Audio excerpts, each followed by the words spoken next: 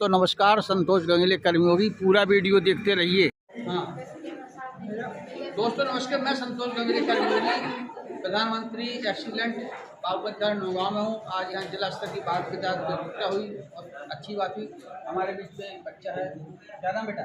प्रियांशु तिवारी। अभी आपने भारतीय संस्कारों में शिक्षा अच्छे विचार ये आपको कहाँ से सीखे?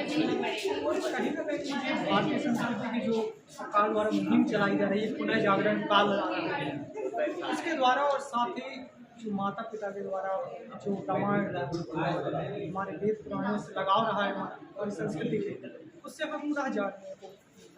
आपके दोस्तों के दोस्तों की आपको अच्छा प्रभाव पड़ा है? जी नहीं, ये अच्छा बुरा आप पर निर्भर करता है। कई बार आपको जो बुरा लगता है वो किसी न किसी दृष्टि में आपके भले के लिए होता है। आप दोनों प्रकार से किसी न किसी सागर संभाग के भारतीय ज्ञान परंपरा का। और ऐसा कि एक चीज और बहुत इम्पोर्टेंट है, जो आज का दिन है 11 नवंबर, मौलाना अबुल कलाम जन्म भी है। और ये हमारे हम शिक्षा मंत्री है, जन्म 1918 हुआ था। और एक चीज और बताना चाहेंगे कि हमारे जो वेद काल है 5000 पूर्व से 3000 ईस्वी पूर्व, उस समय हम बहुत से वेद हुए, जिसमें पहला नाम है बोधायन, दूसरा है आपस्तम, तीसरा है कात्यायन और चौथा है हमारा मानव। शुल्भ सूत्र दिए गए हैं। शुल्भ मतलब रस्सी से नाप के अपन वेदी बनाते हैं, और जो कारीगर होता है साहुल के रस्सी से मकान बनाते वक्त उसका उपयोग है। तो हमारे 4 शुल्भ सूत्र हैं। BSS बौद्ध शुल्भ सूत्र, दूसरा है ASS आपस्तंभ शुल्भ सूत्र, और तीसरा है KSS कात्यायनी शुल्भ सूत्र, और चौथा है MSS मानव शुल्भ सूत्र। ये बहुत विस्तृत विषय है, यहाँ इसकी ज़्यादा चर्चा हम नहीं कर पाएंगे।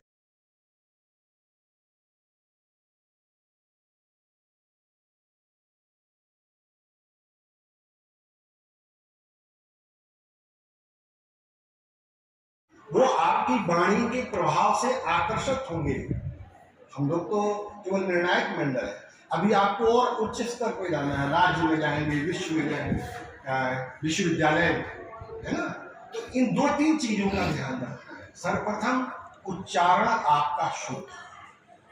अच्छा विषय वस्तु तो बहुत अच्छी जा रही है, लेकिन उच्चारण यदि गलत हो गया, इसलिए कुछ ये हम लोगों को भी रहता था कि हम कभी बच्चों को भर्ती करते थे तो हम उससे कहते थे कि अच्छा बापू महाविद्यालय हमारा संस्कार बनाता है, और संस्कार सबसे बहुत जरूरी चीज है। हमारी बेटियां, हमारे बच्चे और हमारे सब लोग बाहर पढ़े हैं, बाहर जाते हैं, लेकिन संस्कार उनके साथ जाता है। संस्कार कभी हिलने नहीं देता, गलत काम करने नहीं देता, और संस्कार भी जो ज्ञान होता है वो राक्षसत्व को प्राप्त करता है, जिसका उदाहरण लादेन भी है, जिसका उदाहरण रावण भी है। विद्वता तब तक सही है जब तक आप में संस्कार है, और संस्कार सर्वत्र सम्मान करना है। अगर कोई छोटा बच्चा है उसको हम प्यार करें, ये भी सम्मान है। हमसे बड़े हैं उनका हम आदर करें, ये भी सम्मान है। सम्मान व्यक्ति के हर काम को करा सकता है। बस मैं इन्हीं शब्दों के साथ अपने इस कर्तव्य को भले करता हूँ। आप लोगों के साथ मिला और हमें अच्छा लगा। और एक चीज़ और मैं कहता हूँ कि जो सबसे छोटा व्यक्ति है उसका सम्मान सबसे ज़्यादा होना चाहिए। बड़े लोगों को तो डर से लोग सम्मान करते हैं। इस हॉल को सजाने में, इस हॉल की व्यवस्था करने में, माला फूल लाने में जिन लोगों ने यहाँ काम किया है क्लास की 3/4 का, उनका भी मैं सम्मान करता हूँ, उनका भी अभिनंदन करता हूँ। इस कार्यक्रम को इतना अच्छे कराने के लिए हमें व्यवस्था दी है, क्योंकि सबसे ज़्यादा काम उन्हीं का है। हम लोग तो सिर्फ आकर बैठे हैं, उनका सम्मान सबसे। कहीं ना कहीं ऊर्जा के नवीकरणीय संसाधनों को औद्योगिक प्रगति का प्रतीक मान चुका था, जिससे शुरू हुई ऊर्जा संकट। क्योंकि नवीकरणीय संसाधन करोड़ों वर्षों में एक प्रक्रिया के तहत बनके तैयार हुए, प्रतिदिन बढ़ती हुई जनसंख्या, हमारे सुख सुविधाओं का विकास उस ऊर्जा की उपलब्धता को समुचित मात्रा में उपलब्ध कराने में वाला। साथ ही मैं बताना चाहूंगा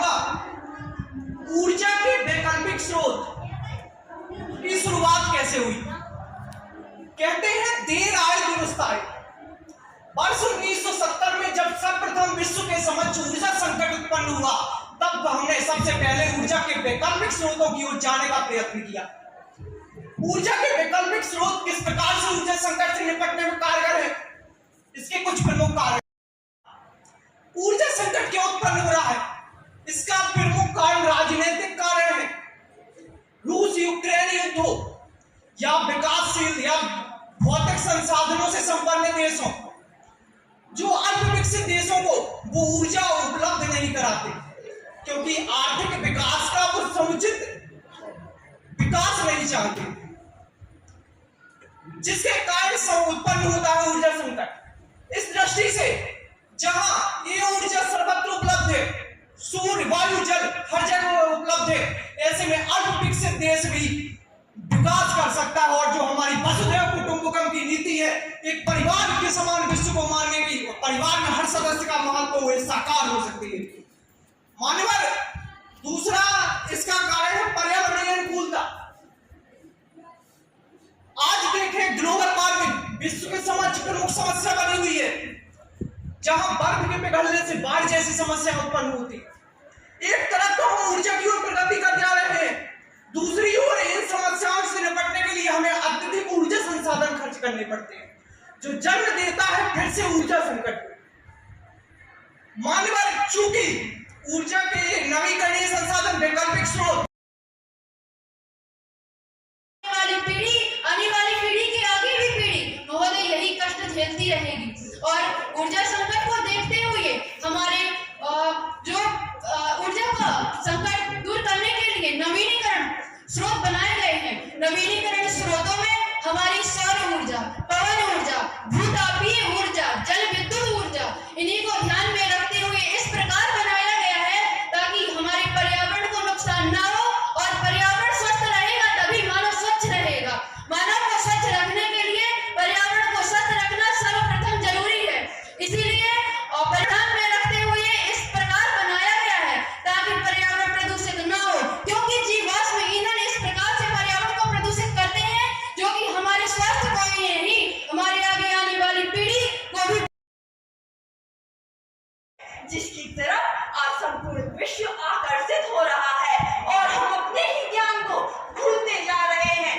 यदि आज हम अपने ज्ञान को ना भूले होते तो आज कोलकाता रेप मर्डर केस जैसी नृशंस घटना ना होती, क्योंकि हमारे भारत देश में हमारी शिक्षा में स्त्री को पूजनीय कहा गया है और कहा गया है यत्र नार्यस्तु पूज्यन्ते रमन्ते तत्र देवताः, परंतु आज हम भूलते जा रहे हैं।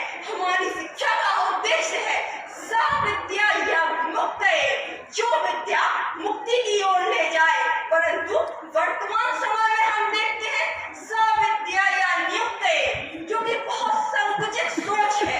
इस विचार से आज हम ओतप्रोत होते जा रहे हैं। इसी कारण से आज विद्यार्थी जो कि उच्च शिक्षा प्राप्त किए हुए परंतु वे लोग बेरोजगार घूम रहे हैं। हमारा भारत देश जो कृषि प्रधान देश कहलाता है, परंतु फिर भी किसान कभी न कभी बेरोजगारी के कारण फांसी के फंदे पर झूलने के लिए मजबूर हो जाता है, क्योंकि हमारे देश में कृषि किस प्रकार से की जानी चाहिए इसका संपूर्ण वर्णन है, परंतु हम इसको भूल चुके हैं। हम अपनी गाय के महत्व को भूल गए हैं, जो कि पूरी दुनिया स्मरण कर रही है कि गाय, गौमूत्र, गोबर कितना उपयोगी है, जो असाध्य से असाध्य रोगों, कैंसर जैसे रोगों को भी निवारण कर सकता है। और हम अपने देश के धन को विदेशों में पहुंचा रहे हैं, क्योंकि हम कहते हैं इलाज करवाना है, परंतु वो इलाज हमारे भारत देश में कई वर्षों से है, परंतु आज हम उसे भूलते जा रहे हैं। और जब हम अपने देश की शिक्षा और ज्ञान की बात करते हैं तो हमारे देश का ज्ञान संकुचित नहीं है, बल्कि इसमें नैतिकता, एकात्मता के भाव निहित है। इसीलिए स्वामी विवेकानंद जी ने अमेरिका के शिकागो विश्व धर्म सम्मेलन में अमेरिका वासियों को भाई बहनों कहा था, क्योंकि हमारा देश विश्व कुटुंबकम की भावना से ओतप्रोत है।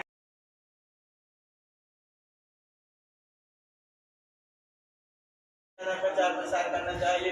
और हमारी नई शिक्षा नीति 2020 का मूलभूत उद्देश्य यही है कि हम अपने भारतीय शिक्षा और यहाँ के धर्म ग्रंथों को जानने में जागरूक हों, क्योंकि हमारा जब धर्म ग्रंथों को पढ़ाया जाता था तो हम विश्व गुरु कहलाते थे, और जब से ये हमारा देश गुलाम हुआ है तो हमारी सरकार दूसरों के हाथों चली गई, तो उन लोगों ने इतिहास में छेड़खानी की।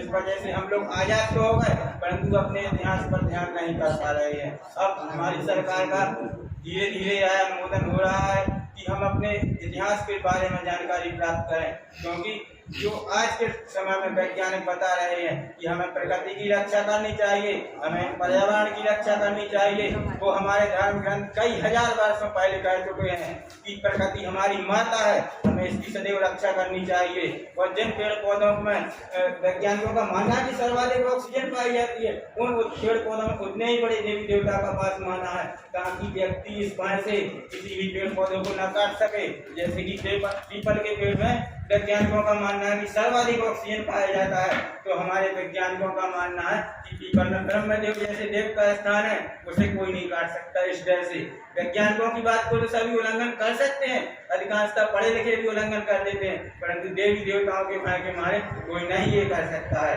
और मैं आप सभी लोगों का अमूल्य समय ज्यादा न लेते हुए सिर्फ अंत में इतना ही कहना चाहूँगा कि जो पानी से नहाता है वो केवल लिबास बदलता है, और जो पसीने से नहाता है वो इतिहास बदलता है। इसीलिए अपनी इस मेहनत को निरंतर जारी रखें, और मैं इसी के साथ जय हिंद। जिला स्तरीय युवा उत्सव वाद विवाद एवं वक्तृता, आज की जो इस कार्यक्रम हुआ इसके संरक्षक रहे डॉक्टर पी.के. मिश्रा जी, निर्णायक मंडल के सदस्य के रूप में सम्मिलित हुए doctor LN. Rawat ji, doctor P. Vajpayee ji, Shri Santosh गंगेली कर्मयोगी जी, आपका मैं हृदय। इस पूरे कार्यक्रम को जिन लोगों ने सम्मिलित होकर रोचक बनाया और अपनी अपनी टीमें लेकर बापू महाविद्यालय में आए, हरपालपुर कॉलेज से रंजना सिंह जी, राजनगर कॉलेज से डॉक्टर रिंकी पटेल जी, MCBU छतरपुर से डॉक्टर संतोष प्रजापति जी, MCBU छतरपुर से डॉक्टर सुखदेव अहिरवार जी, शासकीय कन्या PG छतरपुर से डॉक्टर अनुप्रिया चौबे जी, शासकीय महाविद्यालय चंदला से डॉक्टर अमरदीप सोनी जी, शासकीय महाविद्यालय बड़ा मलहरा से डॉक्टर अरविंद सिंह यादव।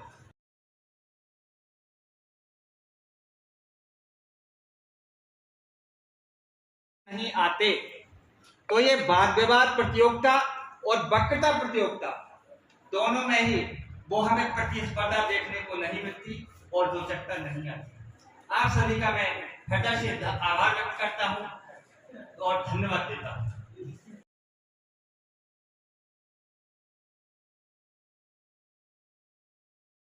है जब नर पर्वत के जाते पांव उखड़, मानव जब जोर लगाता है पत्थर पानी बन जाता है, पत्थर पानी बन जाता है। इन्हीं शब्दों के साथ मैं आप सभी का पुनः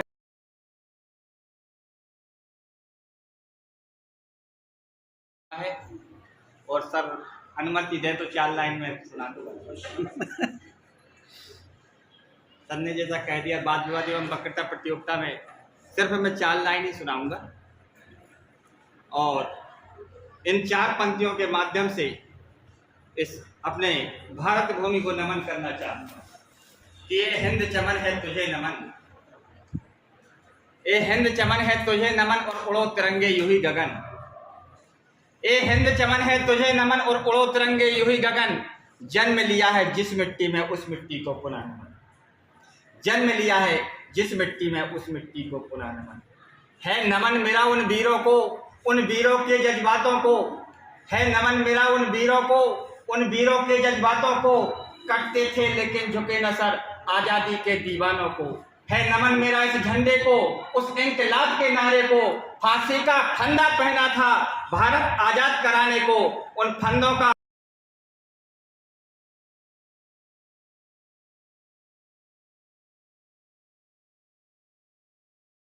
कि है नमन मेरा उस झांसी को, है नमन मेरा उस झांसी को, झांसी वाली मर्दानी को, गोरों के छक्के छुड़ा दिए बुंदेलखंड के पानी को।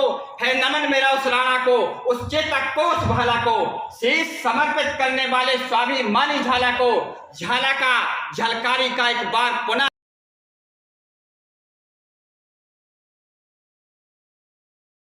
है नमन मेरा उस धड़कन को सरहद पे जो आज धड़कती है नमन मेरा उस धड़कन को सरहद पे जो आज धड़कती है नमन मेरा उस माता को जो लाल देश तकती है नमन मेरा इस जन जन को जिनमें स्वदेश का प्रेम जगा। मेरा वतन रहे यह अमन रहे, सिर पर है जिनके कफन सजा। झलक देखने उन वीरों की फड़क रहे हैं मेरे नयन, जन्म लिया है जिस मिट्टी में उस मिट्टी को पुनः नमन। जय हिंद, जय भारत।